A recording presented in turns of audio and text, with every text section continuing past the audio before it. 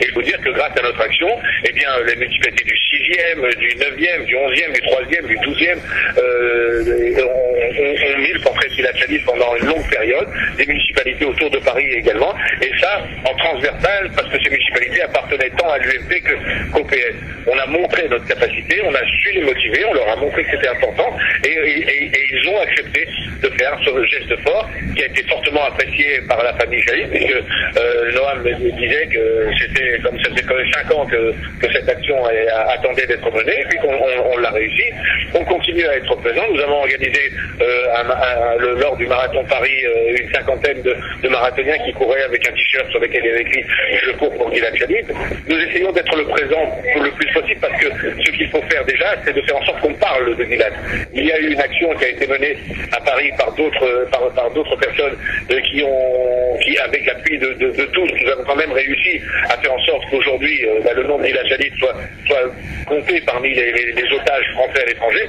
Ça a mis quand même près de 5 ans à arriver, mais c'est enfin arrivé. Et ça, vraiment, il y a des individuels en France qui ont réussi à mener ce combat à bien, et vraiment, je voudrais en profiter pour les féliciter. Et dire que nous devons continuer, et en tant que députés, évidemment, ça aussi, c'est quelque chose qui s'ajoute, parce qu'il faut, de l'intérieur, essayer de mobiliser. Vous savez, un député français aura tout à fait le droit d'inviter Noam Shalit à venir à l'Assemblée nationale, rencontrer la commission des affaires étrangères, rencontrer les parlementaires. Donc il faut, à partir de l'intérieur en tant que député, on ne peut pas refuser à un député tous les droits qui sont liés à sa fonction. Et un d'entre eux sera pour moi en tout cas, et j'espère que d'ici l'élection, Gilad sera retourné à la maison, mais si en tout cas il ne l'est pas et il va y continuer, déjà je serai à l'Assemblée nationale pour essayer de faire parler de Gilad, pour ne pas le faire oublier, et je me suis engagé auprès de Noam à dire que, en tout cas, sur mon siège de l'Assemblée nationale figurera le portrait de Gilad Shalit. Très bien. Et pour Yerushalayim, comment Pour Yerushalayim, c'est un combat. Vous savez, je suis attaché à l'indivisibilité de Yerushalayim, notre capitale unique éternel, et je pense que c'est un combat qu'il va falloir mener. Ce sont des pressions qu'il va falloir donner. C'est vrai que c'est invraisemblable quand on pense qu'un citoyen français ayant un passeport français qui lui est remis par le consulat de Jérusalem, et il y a son nom, son prénom, tous les renseignements normaux, il y a son lieu d'habitation Jérusalem, et dans la case pays, il n'y a rien marqué. Alors ça, on va tous se battre pour qu'il y ait enfin marqué Israël, et on fera en sorte justement peut-être de faire parler de ça, d'agir, et en tout cas en tant que député, n'oubliez pas qu'un député a aussi tous les droits d'organiser des rassemblements, des conférences, même là où on n'a peut-être pas envie de les voir organisés, c'est-à-dire que je serai en tout cas, je le promets, un des premiers à faire des rassemblements des Israéliens et des Français d'Israël au consulat de France en Israël, et nous essaierons de faire entendre notre voix, parce que je serai très présent dans ce domaine, et je ferai en sorte de pouvoir défendre ceux qui sont nos concitoyens et qui, par ce vote, vont reprendre leurs devoirs et leurs droits en tant que Français. Ils seront vus et entendus différemment. Ils auront, s'ils se mobilisent, et c'est peut-être ça aussi le cœur du problème, n'oubliez pas que si aujourd'hui les Français d'Israël ne se mobilisent pas jusqu'au 30 décembre pour être inscrits auprès des consulats, pour avoir le droit de vote, et si au mois de juin ils ne vont pas voter, ce seront les électeurs français d'Italie, de Turquie, de Grèce qui désigneront le candidat et l'élu. C'est ce qui veut dire qu'aujourd'hui, si vous regardez les choses, que ce soit pour le PS ou que ce soit l'UMP, ils font actuellement un profil assez bas. Pourquoi? Parce qu'il n'est pas de leur intérêt calculé simplement de voir les Israéliens français se mobiliser, parce qu'ils aimeraient quand même pouvoir s'assurer la victoire à travers le vote des Français de l'étranger. Donc nous avons ici, et c'est ça qui est important, il faut dire à tous ceux qui vont vous écouter, à tous ceux qui vont vous lire, à tous ceux auxquels je m'adresse régulièrement à travers toutes mes rencontres, attention, notre sort commun est entre nos mains. C'est-à-dire que si nous les Français, vous les Français d'Israël, vous ne vous mobilisez pas, votre voix pas entendu, votre implication sera considérée comme un désintéressement, et ce sera très grave, et pour la politique de la France vis-à-vis d'Israël, et même pour la politique le regard qu'auront les élus français vis-à-vis de la communauté juive, qui montrera qu'elle est incapable de se mobiliser, et surtout que les Français d'Israël sont incapables de se mobiliser et de voir le poids qu'ils représentent. Rappelons en chiffres, la communauté française d'Israël est la 3e communauté française au monde. Ce qui veut dire que si les gens se mobilisent, si demain, au lieu des 8000 votants qui ont participé aux élections présidentielles, il y a 30 000, 40 000 Français qui se mobilisent et qui s'en font entendre leur voix, non seulement ils auront envoyé un député qui les représentera d'une manière officielle, et ils auront envoyé un message en disant « Attention, vous ne pouvez plus faire sans nous ». Parce que le droit de vote, donc le droit d'expression, donc aussi le droit de sanctionner. Et ça, il faut que les gens prennent bien conscience de cet enjeu, qui est non seulement un enjeu parce que moi je suis candidat avec mon équipe, avec Avisana, mon suppléant, mais plus largement derrière, il y a un enjeu énorme sur ce que sera la voix d'Israël au Parlement français. Et ça, c'est notre rôle à tous. J'ai compris. Par rapport à ça justement, est-ce que parce que hier vous avez et on le voit de toute façon, vous avez dit qu'il y avait des candidats qui s'étaient rajoutés à la liste des premiers candidats qui s'étaient déclarés et que ça pouvait continuer. Alors plusieurs listes comme ça, c'est la division assurée. Est-ce qu'il n'y a pas une possibilité de faire un petit peu la redoute entre les candidats et de voir que justement l'enjeu en vaut la chandelle, c'est-à-dire que si, comme vous l'avez dit, et c'est vrai, on a besoin d'être unis. Tout le monde a légitimité, se sent légitime à se présenter. Effectivement, il aurait été plus logique de voir l'ensemble de ceux qui sont concernés par ce problème faire le bon choix et se regrouper autour de quelqu'un qui a, lui, une véritable présence. Vous savez, par rapport aux autres candidats, j'ai l'avantage d'être le seul qui a une implication véritable depuis 20 ans dans ce pays, le seul qui a un soutien de toutes les autorités, tant militants, tant politiques, qu'associatifs, que militaires en Israël, parce que dans la bouche même de tous ces maires, vous savez, les 4 derniers ambassadeurs de France, d'Israël en France, pardon, que ce soit Monsieur Nissi, que ce soit Avi Pasder, que ce soit Yehuda Lankri, c'est-à-dire ceux qui pendant pratiquement les 15 dernières années ont assumé la défense d'Israël en France, tous, et M. Daniel Gall qui a été consul général et ambassadeur dans d'autres pays, même en Italie, tous ces ambassadeurs ont aujourd'hui signé des lettres de soutien à ma candidature, non simplement pour dire qui je suis, mais pour inviter les Français à faire leur devoir et à me soutenir et à voter pour moi, parce qu'il leur a semblé à travers notre parcours commun que je suis le plus habilité à continuer un travail pour lequel j'ai déjà montré mes capacités. Ici en Israël, j'ai par 18 maires israéliens et encore d'autres qui se présentent, qui m'écrivent aujourd'hui.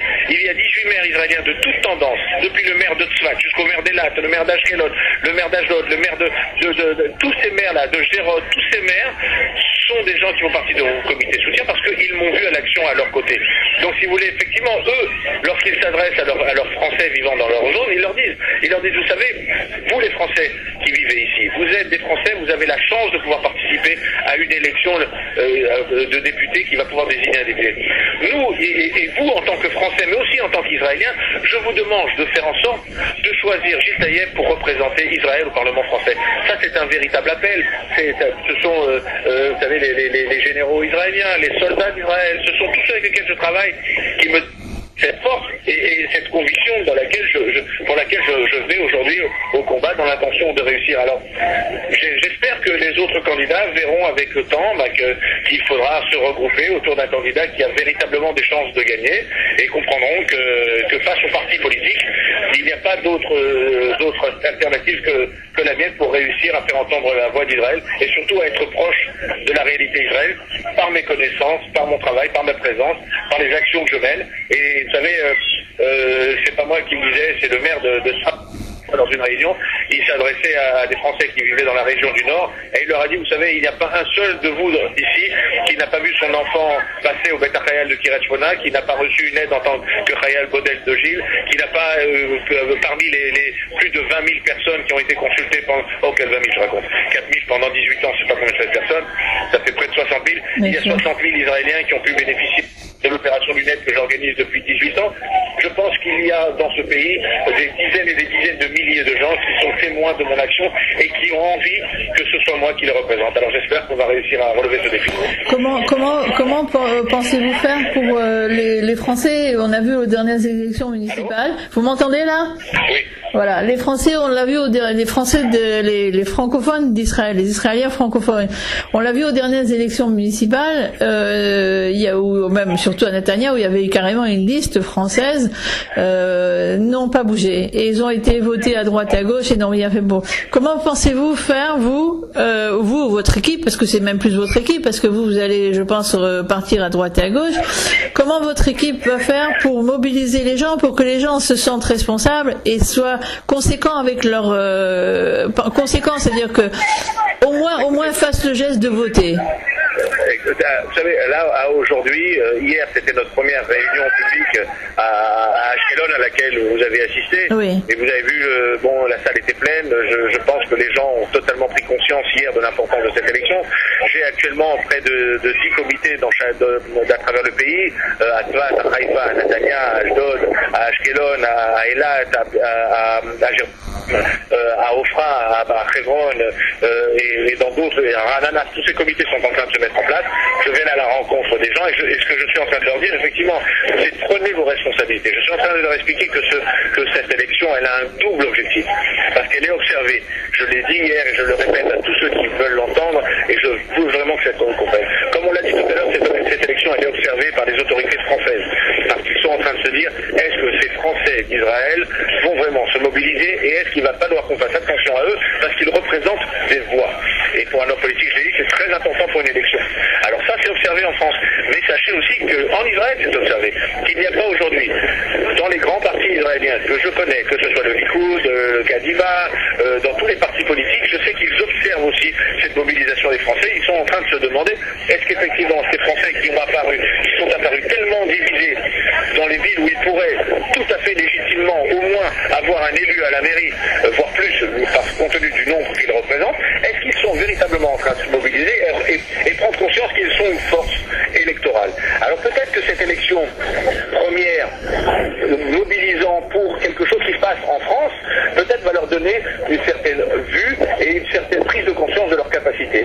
Parce que moi je pense qu'effectivement, il est tout à fait anormal que les Français et les francophones d'Israël soient si peu représentés dans toutes les mairies où ils sont nombreux, que ce soit si peu présents même dans des services publics, que ce soit à Bézek, que ce soit dans les hôpitaux, que ce soit dans des tas d'organismes où des personnes qui s'intéressent et qui prend conscience de cette communauté qui représente plusieurs centaines de milliers de gens en Israël. Et je pense qu'à travers cette élection, peut-être que ça sera à nous une nouvelle force qu'on va donner, que le réseau associatif va prendre conscience de sa position, va peut-être essayer de mettre de côté ses divisions pour essayer de s'unir dans un but commun, c'est essayer de faire entendre la voix des Français, des francophones israéliens cette fois-ci, même ici en Israël. Je pense que c'est un bon test qu'on va pouvoir mener et je pense que c'est ce double combat et quand j'ai entendu hier les questions et les aspirations, il est vrai que tous à travers moi se disent on sait qu'avec lui Israël sera défendu, nos intérêts en tant que Français seront défendus et moi je leur ai dit aussi que je serai à leur côté tant au niveau associatif qu'organisation ici à travers mes comités locaux qui travaillent que ce soit avec Ami pour avec Avizana, avec Ami auprès des personnes ayant fait leur alia, que ce soit à travers une fédération des organisations francophones israéliennes, que ce soit à travers toutes les organisations avec lesquelles je travaille en Israël. Là, je vais essayer aussi de leur donner une possibilité de faire en sorte de se réorganiser et de se réapproprier la place qui leur est due. Parce que je pense vraiment qu'il y a une place et qu'il y a une chance en Israël d'avoir des francophones et qu'ils ont une culture, qu'ils ont un potentiel énorme et qu'il n'est pas assez exploité et qu'ils n'ont pas véritablement la place comme d'autres communautés beaucoup plus organisées qui réussissent à se faire entendre. On va essayer de faire en sorte qu'après cette élection-là et grâce à cette élection, on va montrer qu'il y a un mouvement qui va naître et que les Français ont décidé, sans créer de parti politique, loin de là, je pense que ce serait même une aberration, je pense qu'on va réussir à faire en sorte que les Français vont pouvoir être considérés et vus d'une autre manière. Ok. On va finir là. Une dernière chose à vous demander, s'il y avait une question auquel vous avez pensé que je ne vous ai pas posée. Comment ? Est-ce qu'il y a une question que vous auriez aimé que je vous pose et que je ne vous ai pas posée? Non, écoutez, je pense que l'interview est complète et je vous en remercie.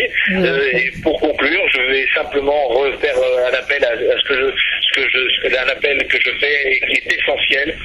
Je demande à tous les Français, ceux qui ont la nationalité française, de faire leur devoir, de s'inscrire auprès des consulats, de se renseigner auprès de leur consulat pour avoir le droit de vote, et ce, avant le 30 décembre de cette année, pour avoir le droit de s'exprimer l'année prochaine. Parce que si nous ne le faisons pas, si vous ne vous mobilisez pas, je ne pourrai pas être à l'Assemblée nationale l'année prochaine. Donc la voix d'Israël ne sera pas entendue, parce que ce sera encore une fois